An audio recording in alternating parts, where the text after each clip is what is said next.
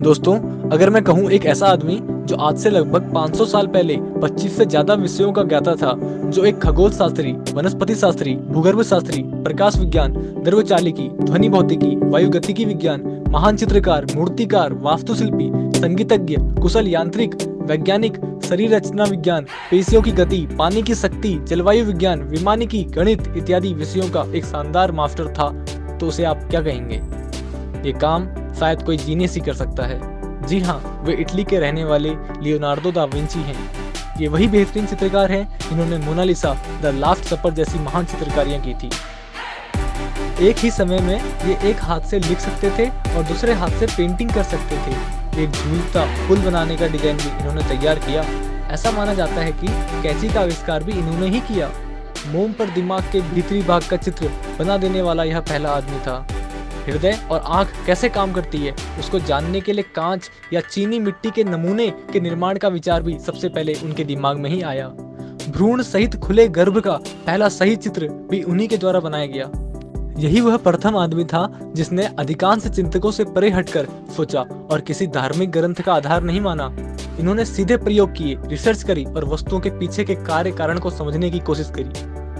महान लियोनार्डो ने स्पष्ट कर दिया था कि दूरी अधिक होने पर गिरने वाली वस्तु की गति बढ़ जाती है। उसने ही बताया कि ध्वनि तरंगों से प्रवाहित होती है और यही कारण है कि एक दूसरे से दूर स्थित दो गिरजाघरों के घंटों को एक साथ बजाया जाए तो उनकी आवाज अलग अलग सुनाई पड़ती है। फिर आकाश में बिजली चमकती और कड़कती देख सुनकर वह इस निष्कर्ष पर पहुंचे कि ध्वनि की अपेक्षा प्रकाश की गति अधिक होती है। उन्होंने ट्रेन का आविष्कार किया, भाप से चलाने वाला पिस्टन का आविष्कार किया। उन्होंने गोलाकार दांतों वाली साइकिल की चैन भी बनाई जो फिसलती भी नहीं थी। वे पहले व्यक्ति थे जिन्होंने कहा कि हवा की शक्ति से भी ऊर्जा प्राप्त की जा सकती है।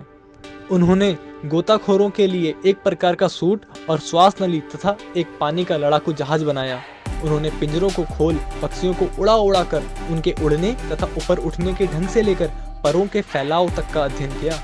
उनकी नज़र इतनी तेज थी, वह उस वक्त बहुत तेज गति से चलने वाली चीजों को भी देख लेते थे तथा उसका बारीकी से चित्र भी बना लेते थे।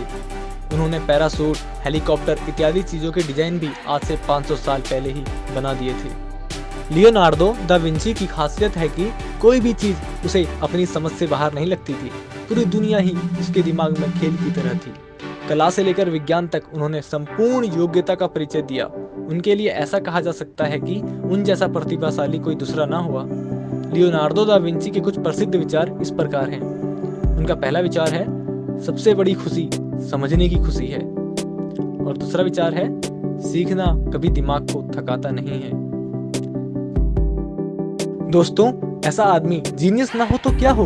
अगर आप जानना चाहते हैं कि कोई व्यक्ति कैसे इतने सारे विषयों को केवल समझता ही नहीं है बल्कि उसमें महान आविष्कार भी करता है और केवल न अपने काल का बल्कि सभी दौर का महान कलाकार और वैज्ञानिक बनता है, तो अगले पार्ट को जरूर देखें।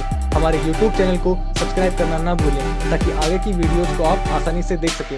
वीडियो अच्छी लगी हो तो शेयर करना ना भूलें। धन्यवाद।